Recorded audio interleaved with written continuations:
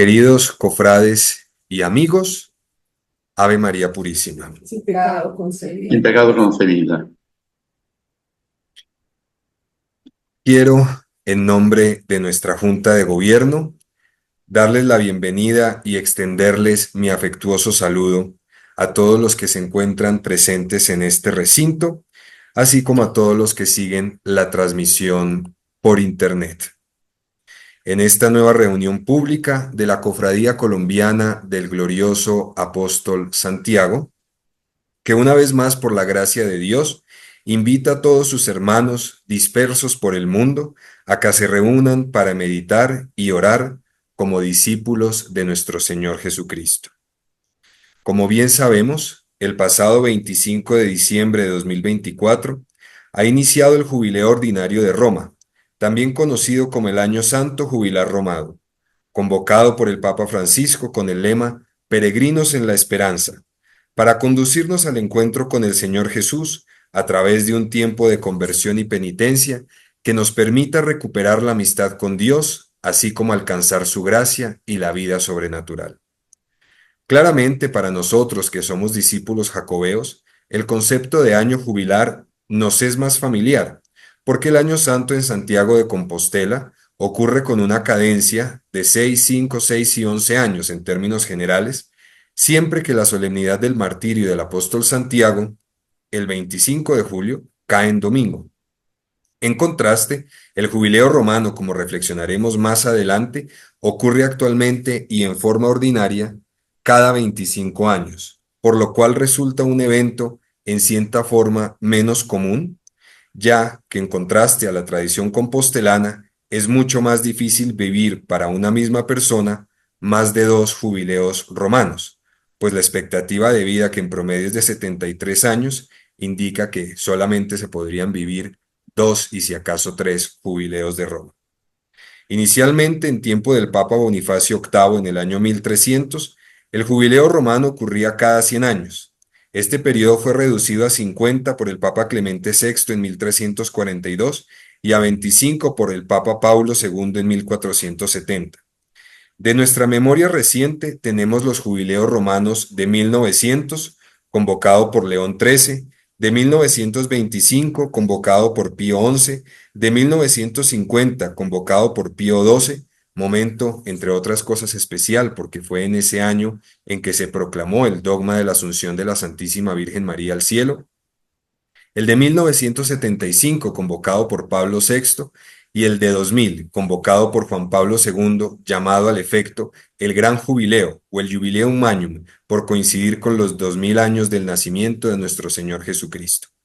A esta lista, que podríamos completar, si se nos permite así decirlo, con el Jubileo Extraordinario de 1933, que convocó Pío XI para conmemorar el 1090º aniversario de la Redención, el de 1983, convocado por Juan Pablo II, y el de 2015, convocado por Francisco, también llamado el Año de la Misericordia.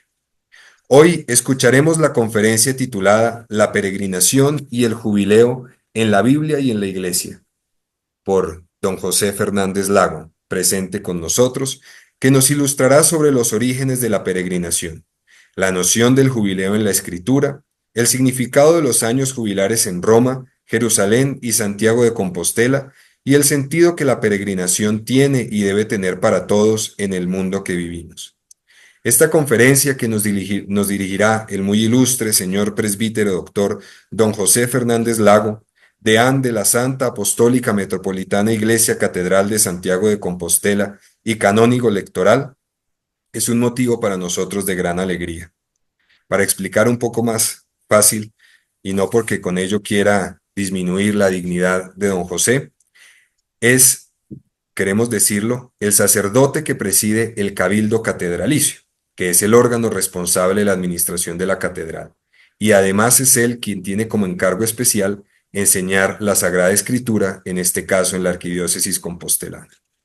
Don José Fernández Lago, a quien tengo el honor de conocer personalmente y a quien he visto muchas veces en la Catedral de Santiago de Compostela, nació en Santiago de Carril, municipio de Vilagarcía de Arousa, en la provincia de Pontevedra, Comunidad de Galicia, al norte de España. Es licenciado en Sagrada Escritura por el Pontificio Instituto Bíblico de Roma, doctor en Teología por la Pontificia Universidad Gregoriana de la misma ciudad y además alumno titulado de la Escuela Bíblica y Arqueológica Francesa de Jerusalén. Ha sido vicerrector del Seminario Mayor de Santiago de Compostela, delegado episcopal para la formación permanente del clero, profesor titular de Nuevo Testamento y director del Instituto Teológico Compostelano. Me parece importante hacer destacar que don José Fernández Lago es traductor de una parte importante de la Biblia al gallego, así como autor de muchos libros y artículos a los cuales se suman las novenas al apóstol Santiago, a la Virgen en sus advocaciones del Carmen, de los Dolores, de Fátima y del Perpetuo Socorro, así como a Santa Rita, San Martín, San Roque, San Pelayo y San Benito. Para concluir, quiero traer al recuerdo el 10 de octubre de 2022, aún era año santo compostelano, cuando don José Fernández Lago, nuestro conferencista de hoy, impuso sobre mi pecho la medalla de la Archicofradía del Apóstol Santiago y ante quien ese mismo día juré las reglas de esta archicofradía en el altar mayor de la Catedral de Santiago de Compostela. Ese recuerdo que permanece imborrable en mi memoria irradia en este día como un don del año jubilar que vivimos, como una gracia de Dios que estrecha nuestro vínculo de caridad con la Iglesia compostelana y con su archicofradía, y en fin, como una señal perenne de que lo que para las generaciones anteriores era sagrado, también para nosotros permanece sagrado y grande, porque nos anima a conservar las riquezas que han crecido en la fe y en la oración de la Iglesia y a darles su justo lugar. Don José, bienvenido. Alabado sea Jesucristo. Sea por siempre bendito y alabado. Muchas Adelante. gracias. Muchas gracias.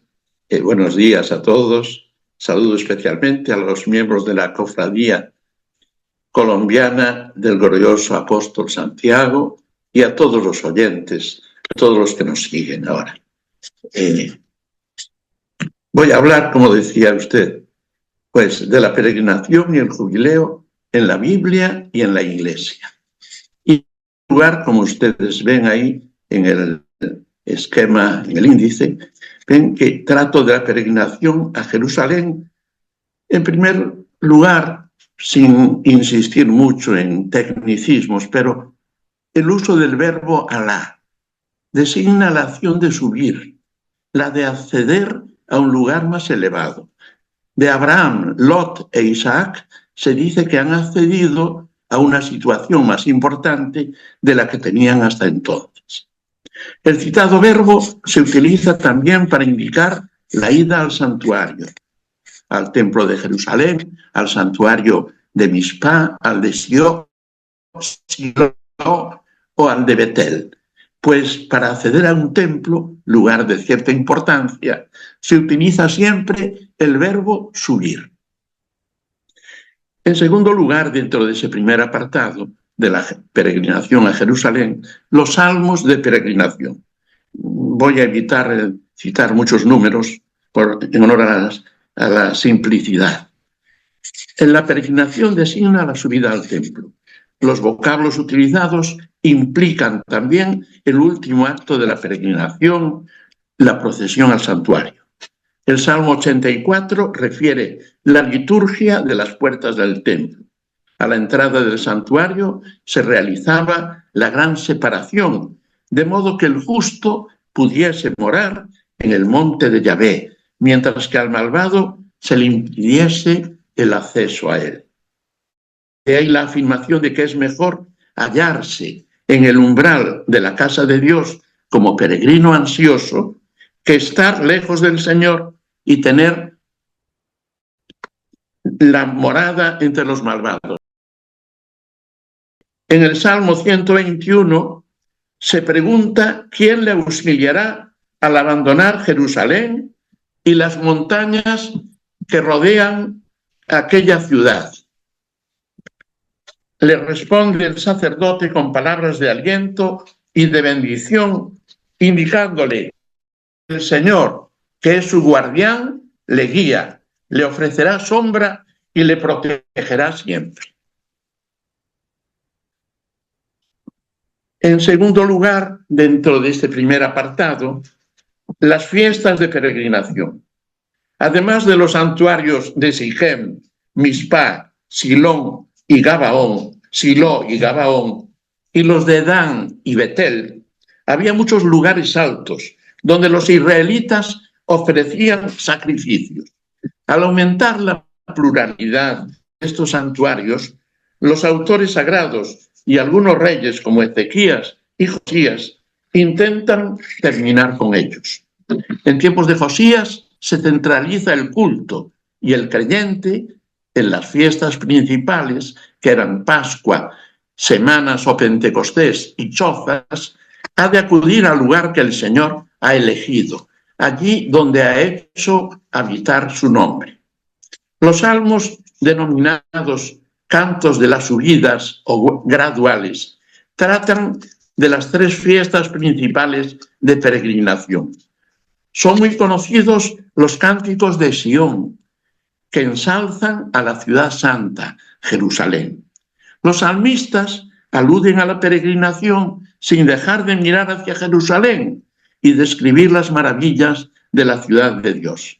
A la ciudad santa van en peregrinación las tribus. El peregrino anhela acceder al lugar donde está presente el Señor. La alegría más grande se produce cuando la peregrinación alcanza su meta, ya que allí inunda al peregrino la gloria de Sión. El Señor, que ayuda a quien peregrina al lugar santo, hace brotar manantiales por el desierto para saciar la sed de los que lo cruzan si van camino de Jerusalén. El peregrino en Jerusalén, quien sube a la ciudad santa como peregrino, debe preocuparse de ejercer la caridad. En las puertas del templo se colocaban tullidos, esperando la ayuda de los hermanos que acudían al santuario.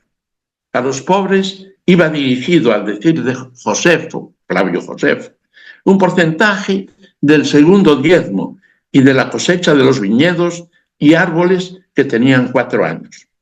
Por otra parte, los peregrinos a la ciudad santa realizaban allí sus compras para hacer donaciones al templo.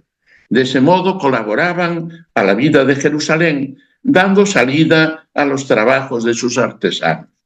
En muchas ocasiones, el número de peregrinos desbordaba lo que la imaginación pudiera pensar. Joaquín Jeremías afirma que en tiempos de Jesús sobrepasaban varias veces la población normal de la ciudad. De la obligación de acudir a Jerusalén se excluían los esclavos, las mujeres y los que tuvieran alguna tara. En lo que respecta a los niños, debían peregrinar los que podían dar la mano al Padre para subir a la montaña del templo o los que eran capaces de colocarse sobre los hombros de su Padre. Por todo ello se concluye que es israelita el que va a Jerusalén. Testimonios en el Nuevo Testamento de la ida a Jerusalén. En el Evangelio según San Lucas se alude a la costumbre de José y María de ir a Jerusalén por la Pascua. En el cuarto Evangelio se afirma que al aproximarse la Pascua, Jesús se fue a Jerusalén. Más adelante se dice que estuvo allí en la fiesta de las Chozas. Esto responde a la tendencia general de acudir a Jerusalén para celebrar las 3 fiestas más importantes, como podemos leer en el segundo capítulo del libro de los Hechos. Punto segundo. Actitudes interiores del peregrino cristiano. Los vocablos que se utilizan para referirse a la peregrinación evocan actitudes espirituales que podemos concretar en 3 relacionadas entre sí. En primer lugar, la marcha a un lugar lejano respecto de la propia tierra. Esta ascesis se relaciona frecuentemente con la salida de Abraham desde Ur de los Caldeos, su pueblo natal, a la tierra que el Señor le prometió dar, tal como leemos en el libro del Génesis, capítulo 12. La carta a los Hebreos exalta la actitud del patriarca que ante la llamada de Dios salió de su tierra movido por la fe, sin saber a dónde iba, y por la fe vivió como extranjero en el lugar que Dios le había prometido. Esa actitud respondía a su esperanza de llegar a alcanzar aquella ciudad que tiene cimientos firmes, una ciudad de la que Dios es el constructor, como leemos en el capítulo 11 de la carta a los Hebreos. Segundo, la concepción de la vida terrena como un exilio lejos del Señor. La idea de que esta vida no es la verdadera estaba ya presente en el Antiguo Testamento, si bien se reafirma en el Nuevo. Ello no quita el que los cristianos sean ya ahora ciudadanos de los santos y miembros de la familia de Dios. Por lo cual, como dice la carta a Diogneto, los cristianos residen en su propia patria como extranjeros, de suerte que toda tierra extraña es su patria y toda patria es para ellos una tierra extraña. Tercer punto, el camino hacia la Jerusalén celestial, la verdadera patria. El éxodo o marcha de Israel por el desierto hacia la tierra prometida se interpreta como figura del camino que realiza la Iglesia y cada cristiano en particular hacia la vida eterna. Tenemos así a la Iglesia peregrina y al cristiano peregrino.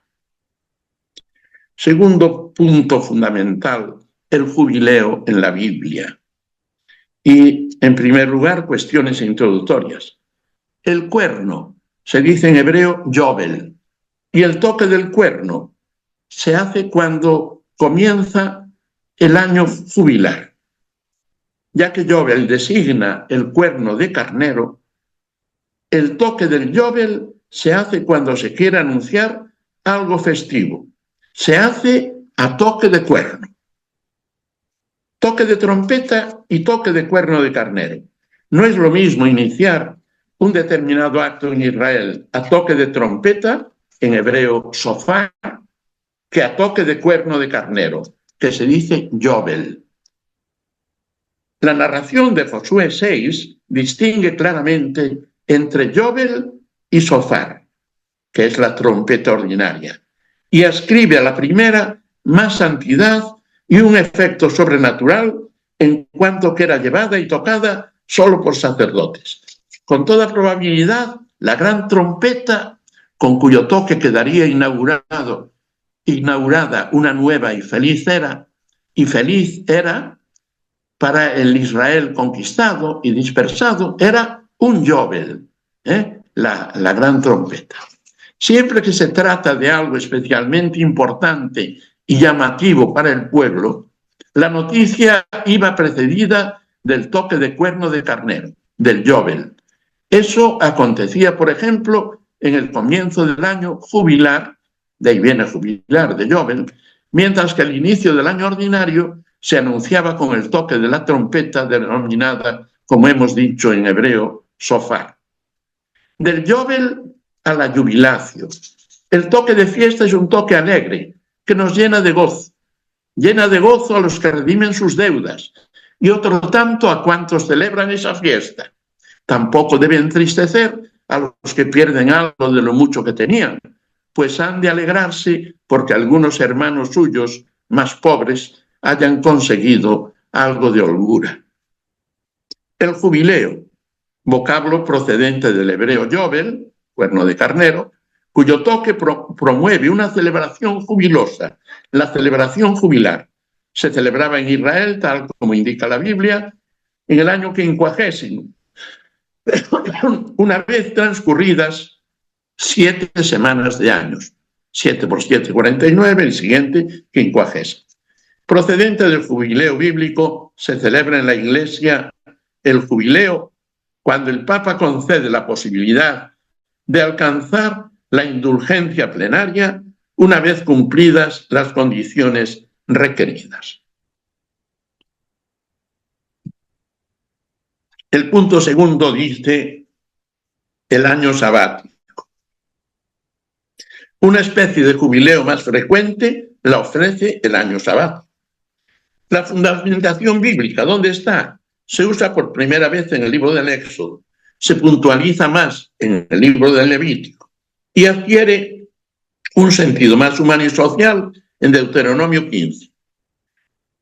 En ciertas ocasiones se denomina año séptimo, en otras año del perdón de la deuda o año de la remisión.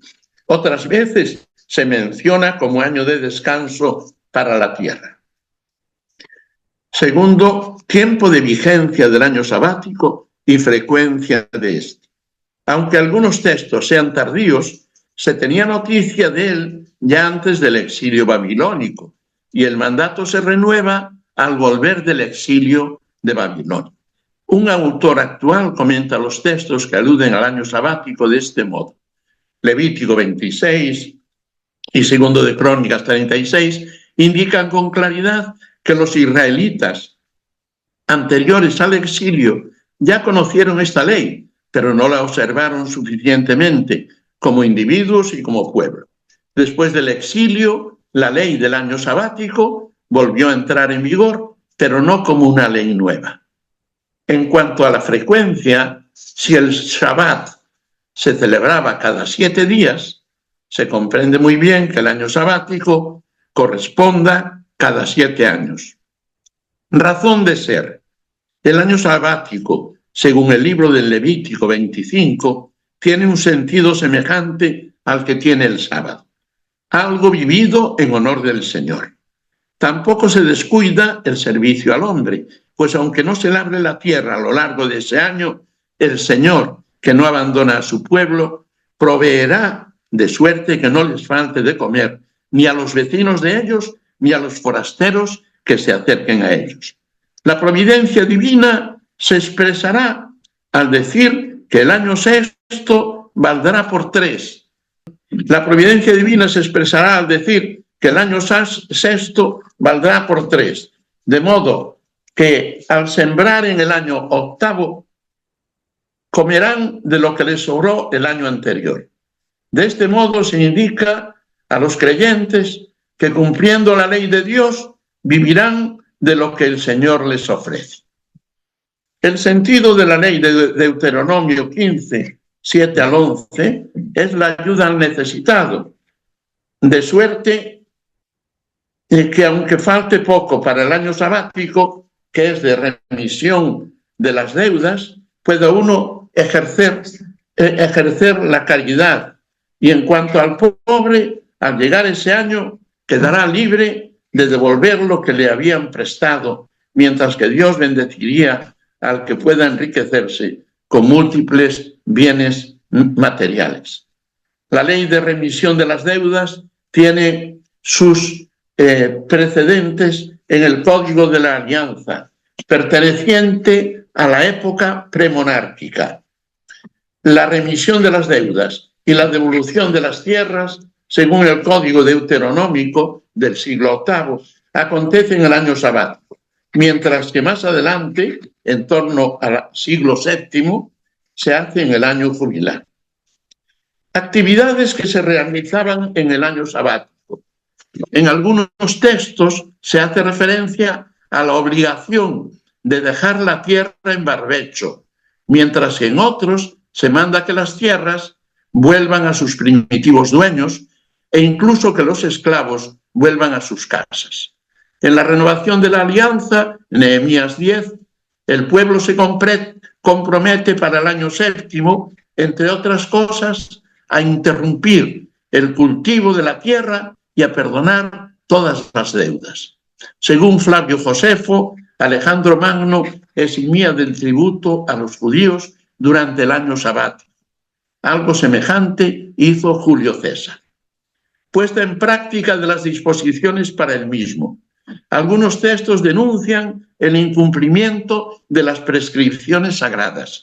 Así, Levítico 26:34 amenaza al pueblo transgresor de los divinos preceptos con la devastación, de modo que sean desterrados sus antiguos dueños y la tierra se desquite de los años sabáticos en los que se le hacía producir.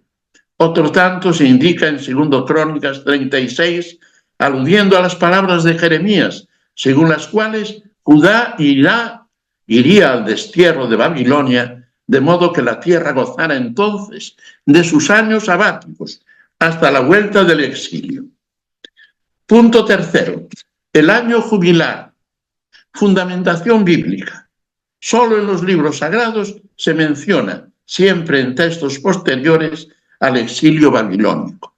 De hecho, la principal legislación sobre el año jubilar se encuentra en el Código de Santidad de Levítico 17 a 26, capítulos 17 al 26, cuyo estrato más antiguo hay que fecharlo en el año 516 a.C., siendo además esta legislación reelaborada y ampliada por legisladores de la escuela sacerdotal a partir del siglo V a.C.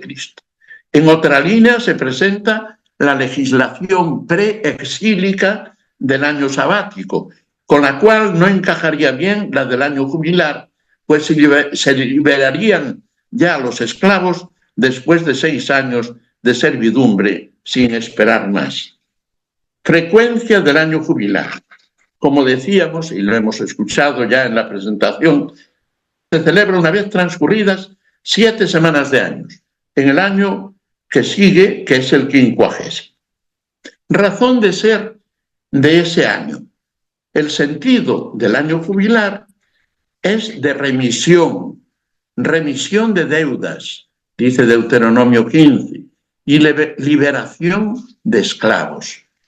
Se debe a que la tierra pertenece a Yahvé, que es quien se la entrega a su pueblo.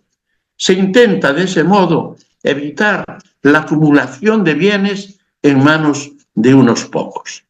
Al pertenecer al Señor la tierra, lo que los judíos pueden vender no son las tierras, sino las cosechas. Actividades que se realizan en el año jubilar. No está del todo claro. Uno de los aspectos a tener en cuenta es la prohibición de labrar la tierra para beneficio de los más pobres. El barbecho de la tierra pasa a ser algo más que una simple técnica agrícola, para convertirse en un medio de sustento de los más pobres y en la búsqueda de un equilibrio económico entre los distintos miembros de la sociedad, dice José María Bravo Aragón en su folleto sobre el año sabático. Lo propio del jubileo es el regreso de cada hombre a su hogar. De ahí que si uno era esclavo de un hermano hebreo, obtenía la libertad por un doble motivo: por haberle sido condonada la deuda contraída, que a veces era la fuente de su esclavitud, y por liberación directa en virtud del año jubilar. En el caso de que el hasta entonces esclavo deseara quedar para siempre en casa de su dueño, éste accederá a ello y le hará una marca en la oreja, de suerte que sea siervo suyo a perpetuidad, dice el Deuteronomio 15, 16 a 17. Esta ley no afectaba al extranjero, sino solo al connacional, al prójimo. Puesta en práctica de las disposiciones para el mismo. No se ve muy viable la celebración del año jubilar si se celebraba el año sabático, al menos en lo tocante al barbecho de las tierras, pues si el año 49 era sabático, como todos los múltiplos de 7, no era factible tener 2 años seguidos en los que pudiera seguirse un régimen de vida normal si las tierras permanecían en barbecho. Por Nehemías 5, 1 al 13, se ve que la emancipación automática de los esclavos había caído en desuso en aquel tiempo, tercer cuarto del siglo V a.C. Por otra parte, sabemos que en tiempos de los macabeos y en el periodo posterior a ellos, el año jubilar fue omitido totalmente, de suerte que cada año sabático seguía a otro año sabático, y así sucesivamente. Aunque las leyes del año sabático y del año jubilar no se hayan cumplido en muchos momentos de la historia de Israel, sin embargo significaron un gran esfuerzo por acercar a los miembros del pueblo elegido que tuvieran diversos estratos sociales y distinta situación económica. El año sabático y el año jubilar garantizaban a todos unas posibilidades mínimas para vivir una existencia digna. Con sus prescripciones se ha establecido un puente con los rasgos propios de la predicación de Jesús sobre el reino de Dios. Una concepción que de otro modo podría resultar en extremo utópica. Punto cuarto, sí, ya en negrilla, digámoslo así, para entendernos. El año de gracia en los textos bíblicos del Nuevo Testamento. En el Nuevo Testamento se entiende lo que en el Antiguo podía ser lo propio del año sabático o del año jubilar como una situación en la que se manifestaba de modo especial la gracia divina. En el Evangelio de Marcos, para este evangelista, la proclamación del Evangelio es un tiempo de gracia. Jesús proclama la llegada del reino de Dios en el Sermón de la Montaña, en Galilea, y llama a convertirse y a creer en el Evangelio. Jesús es el más fuerte que atenaza al que era fuerte y se adueñaba de tanta gente tomándola en posesión, el diablo. Además, purifica a los leprosos, perdona los pecados de un paralítico y lo cura, vuelve sano el brazo seco de un hombre y calma una tempestad. La obra de Jesús al servicio del hombre es siempre positiva, liberadora, sanadora y comunicadora de vida. En segundo lugar, en el Evangelio de Mateo, Jesús da cumplimiento a lo anunciado en Isaías 42, 1 al 4. Por ello, el Espíritu reside en el Señor para traer el derecho a las naciones, que pondrán en él su esperanza. El Mesías obtiene la justicia, una realidad que tiene en la Biblia el sentido de salvación. De ese modo, Jesús, mostrándose como el siervo, que no quebrará la caña cascada, ni apagará la mecha humeante, hará ver a los hombres de su tiempo que su venida estaba al servicio de los más pobres, de los oprimidos y olvidados. En el Evangelio de Lucas, el tercer evangelista considera la figura de Jesús a la luz del siervo sufriente de Isaías. Después de proclamar en Nazaret el primer cántico del siervo sufriente, Isaías 42, manifiesta que en aquel momento se cumplía lo anunciado en su misma persona. Hoy se cumple la escritura que acabáis de oír. No es pues un Mesías que fuera a matar al impío con el hálito de su boca, sino más bien el que proclamaba el año de gracia del Señor, dando la buena noticia a los pobres, anunciando la liberación a los oprimidos, la vista a los ciegos y a los afligidos el consuelo. Concluimos, pues, diciendo que el jubileo hace referencia a Cristo y al tiempo de salvación por él establecido. El año de gracia llega para los pobres y oprimidos, en favor de cuantos carecían de lo necesario para lograr una vida que estuviera llena. El Señor se pone del lado de estos y les concede un año de gracia, de salvación por obra de su misericordia y la oferta del perdón divino. El punto quinto, anterior ya al jubileo romano y jubileo de Tierra Santa, es la justificación que Dios ofrece por la fe, un jubileo espiritual. A la luz de la teología paulina, resumo y no hago demasiadas citas, digo que es sobre todo en la carta a los romanos, vemos claro que judíos y paganos habían incurrido todos ellos en el pecado. Todos pecaron y carecen de la gloria de Dios. Por el cumplimiento de la ley no podía salvarse ni uno solo.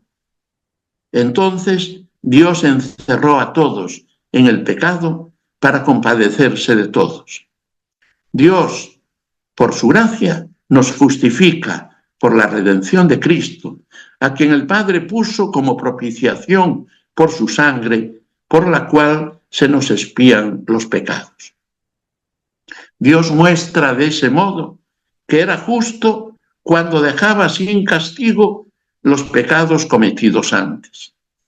Al comportarse así, nos da su gracia, algo semejante a un jubileo, pues borra en virtud de la sangre de Cristo todo lo que habíamos hecho en un tiempo anterior.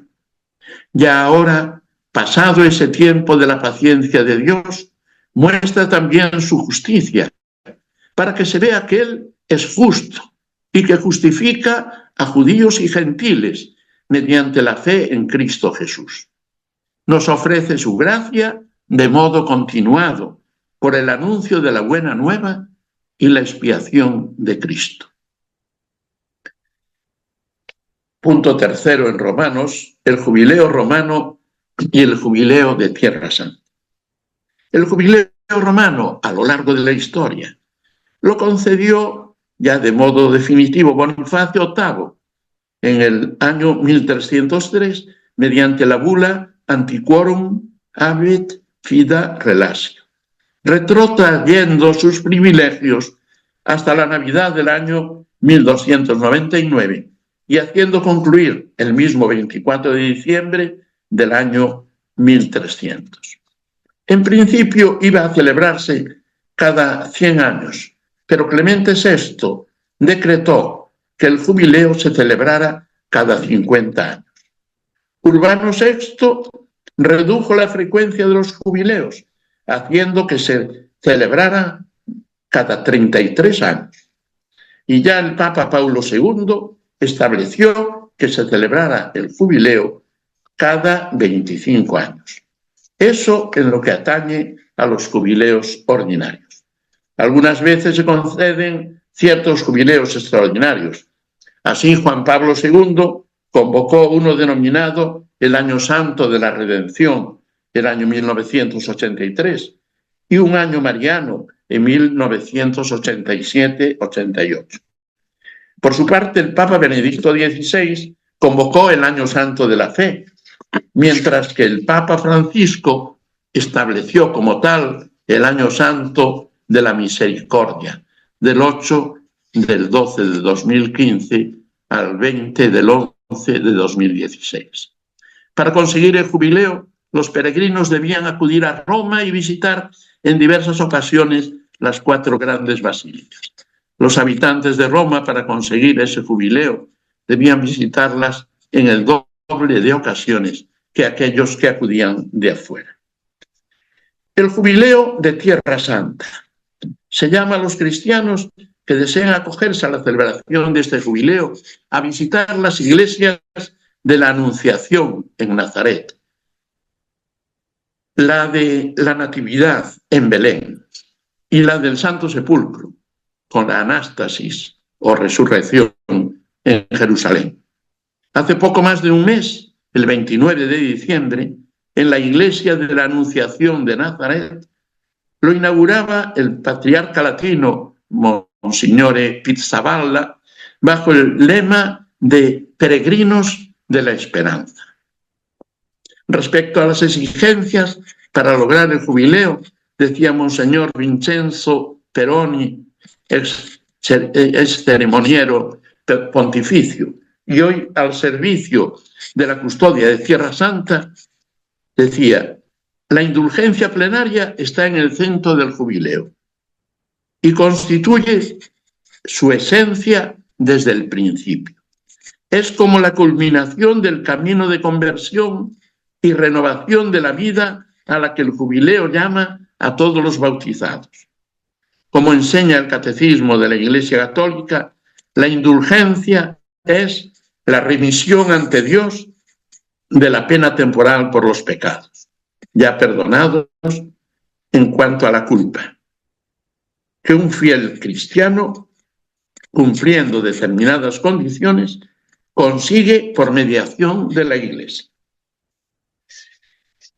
El punto cuarto en Romanos, el jubileo compostelano Historia y realidad.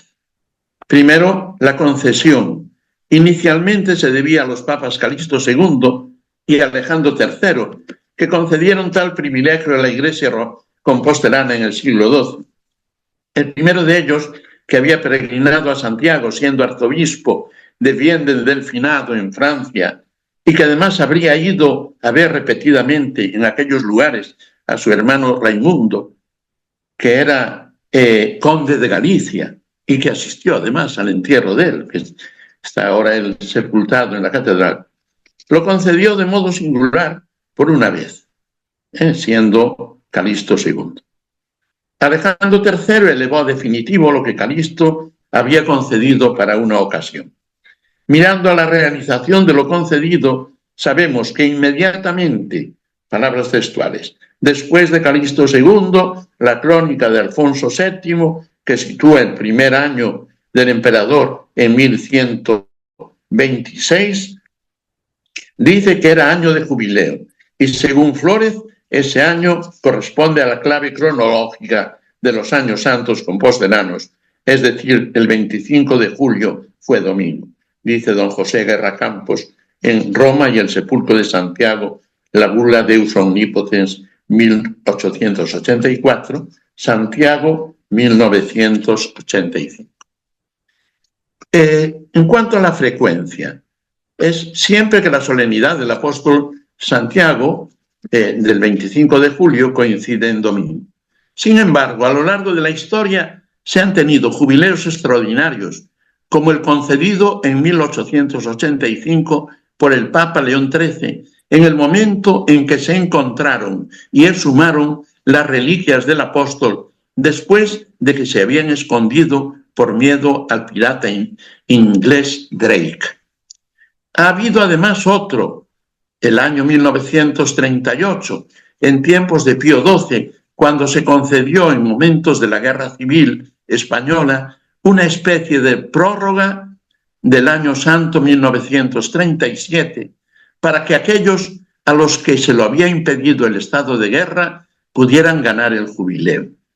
Para el año 2022 ofreció uno extraordinario el Papa Francisco, de modo que pudieran alcanzarlo aquellos que no habían podido peregrinar a Santiago en el año anterior a causa de la pandemia. Punto tercero, el jubileo del año santo compostelano en los tiempos modernos.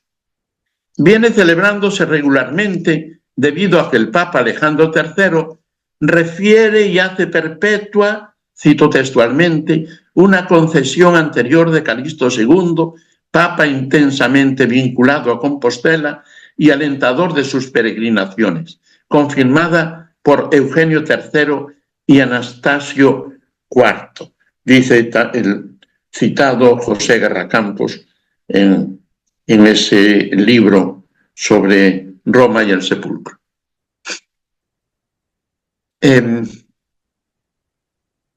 Aunque de ordinario en el año santo romano se suspendían las indulgencias locales para promover el acceso a Roma, el jubileo compostelano se respetaba. En tiempos de Sixto V, el Papa declaró que las indulgencias de Santiago no caían bajo la suspensión general dictada por Gregorio XIII al anunciar el año santo de Roma. En el año 1700, en tiempos de Inocencio XII, cuando coincidían los dos jubileos, el Papa exceptuó de la suspensión general a Santiago, atendiendo a la situación especial de la Iglesia compostelana. Otro tanto hizo en su momento Benedicto XIII. En la bula Deus Omnipotens, el Papa León XIII, después de conceder que el amplísimo privilegio dado por nuestro predecesor Alejandro III de ganar el jubileo plenario los años en que la Iglesia, la fiesta de Santiago del 25 de julio cayera en domingo, estableció lo que sigue. Es también nuestra voluntad que estas letras y cuanto en ellas se contiene en ningún tiempo sean tachadas o impugnadas por vicio de subversión o de obrección, de nulidad o de invalidez, de defecto de intención nuestra o cualquier otro, sino que siempre y perpetuamente sean válidas y eficaces y obtengan plenamente todos sus efectos. Los privilegios del jubileo compostelano. Las gracias del jubileo pueden concretarse en las siguientes. Primero, indulgencia plenísima, aplicable a los difuntos cualquier día del año y cada día una vez si se repiten las condiciones de visita a la iglesia de Santiago con oración, habiéndose confesado en los 15 días anteriores o confesándose en los 15 días posteriores. Segundo, facultad de elegir confesor que pueda absolver una vez de todos los casos reservados, aún a la Santa Sede, excepto los reservados al Papa specialissimo modo. Tercero, facultad de elegir confesor que conmute dispensando toda clase de votos privados, excepto los que se reserva el Romano Pontificio. Quinto punto en Romanos, peregrinación y jubileo ayer y hoy. Primero, la peregrinación en los últimos tiempos. El COVID y la ampliación del Año Santo 2021. En el comienzo del año 2020 se complicó la peregrinación a Santiago debido a que ya en el mes de marzo se ordenó en España el confinamiento de los ciudadanos a causa del COVID-19. Por ello, debido a que desde entonces hasta el año 2021 había bastantes reticencias para llegar a Santiago, el Papa Francisco declaró también Año Santo el año 2022. El ponerse en camino causa del aumento de peregrinos. En cuanto al número de peregrinos, fíjense en estos y que es llamativo, que llegan por los medios tradicionales, o sea, a pie, a caballo o en bicicleta, mientras que en 1970 habían llegado a Santiago tan solo 68 peregrinos. A lo largo del año, en 1992, alcanzaron ya el número de 10.000. Este número aumentó considerablemente en 1993, al año siguiente, al haber llegado a Santiago 100.000 peregrinos. Cierto que ese número ha ido siempre hacia arriba, tanto en los años santos como en los que no eran de jubileo. Así, en el año 2023 alcanzaron el número de 446.071 y en 2024, el año pasado, llegaron 499.239 peregrinos, casi el medio millón. Segundo, la peregrinación y la condición de los peregrinos ayer y hoy. La estrecha relación entre el jubileo y las peregrinaciones. El jubileo compostelano está íntimamente relacionado con las peregrinaciones. El verdadero peregrino no se siente dueño de la tierra.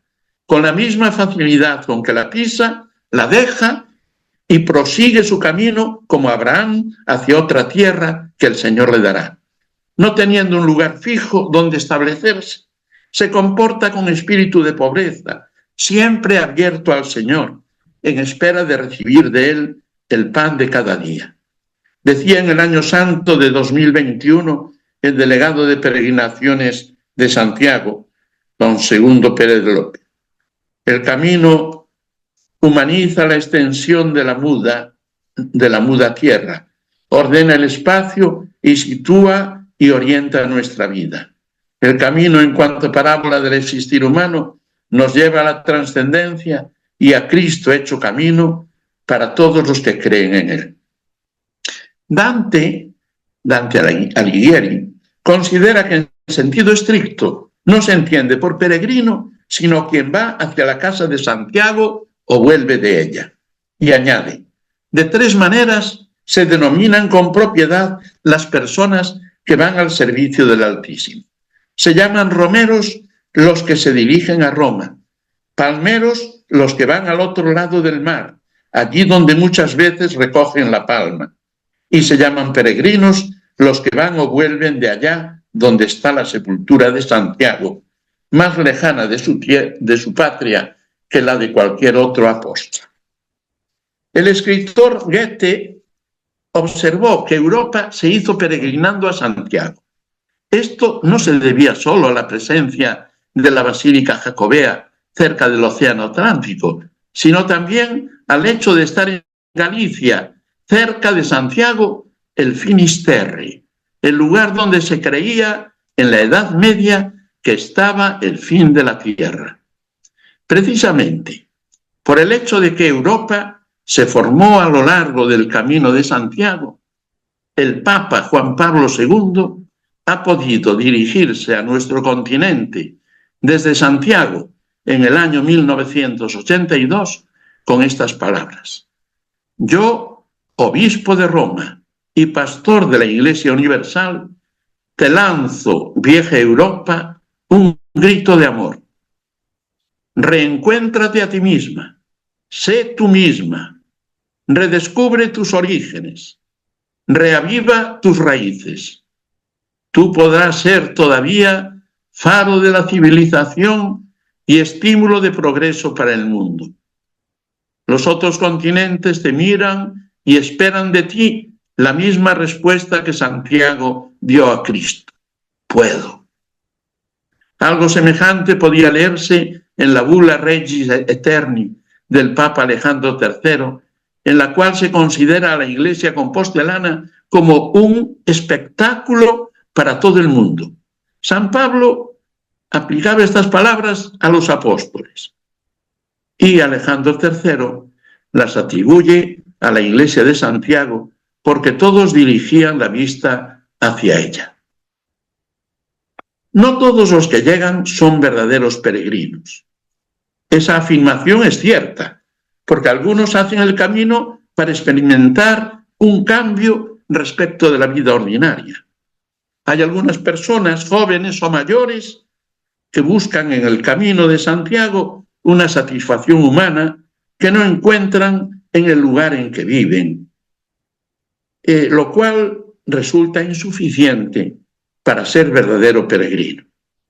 En este sentido, decía hace algunos años el Papa Juan Pablo II a Monseñor Julián Barrio en la carta que le envió para la apertura de la Puerta Santa: el peregrino no es solo un caminante, es sobre todo un creyente, que gracias a la experiencia de la vida y con la mirada puesta en la intrepidez del apóstol, quiere seguir fielmente a Cristo. Muchos que no vienen a pie son verdaderos peregrinos. Llegan a Santiago muchas personas en coche, tren o avión para orar en el santuario apostólico y hacer revisión de la propia vida, conscientes de que en esta sociedad occidental no es fácil hallar tiempo para estar con el Señor y encontrarnos con nosotros mismos. Buscan momentos de paz y de religiosidad para plantear sus vidas según los criterios de Dios, intentando seguir de cerca a Jesús como hizo Santiago. Estos son auténticos peregrinos. Los turistas que se convierten en peregrinos.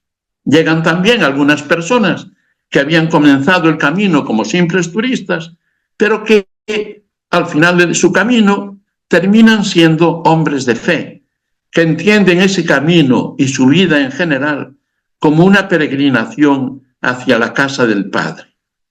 De modo, en estos últimos años, como venía siendo habitual, han llegado como peregrinos a Santiago muchos que habían salido de sus casas con otro espíritu bien distinto.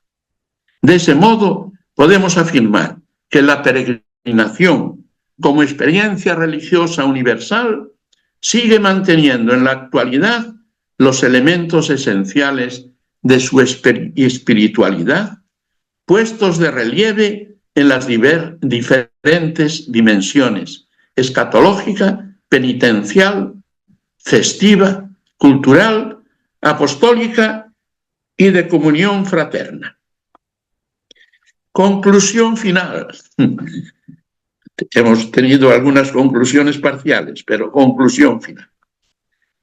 La peregrinación va con los seres humanos que saben que su vida es un camino hacia la eternidad, para el que se han de ir preparando, preocupados por encontrar a Dios y a sus santos, a los hermanos y a ellos mismos.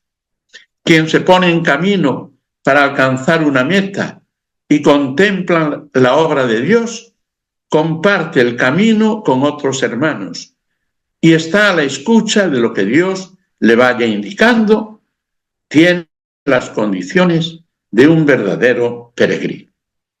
Por otra parte, sea peregrinando a Jerusalén, a Roma o a Santiago, en un año en que la Iglesia considera año santo o año de jubileo, el peregrino puede alcanzar las gracias jubilares concretadas más que nada en la indulgencia plenaria con el perdón de todos los pecados, si cumple las condiciones requeridas. Muchísimas gracias por la escucha.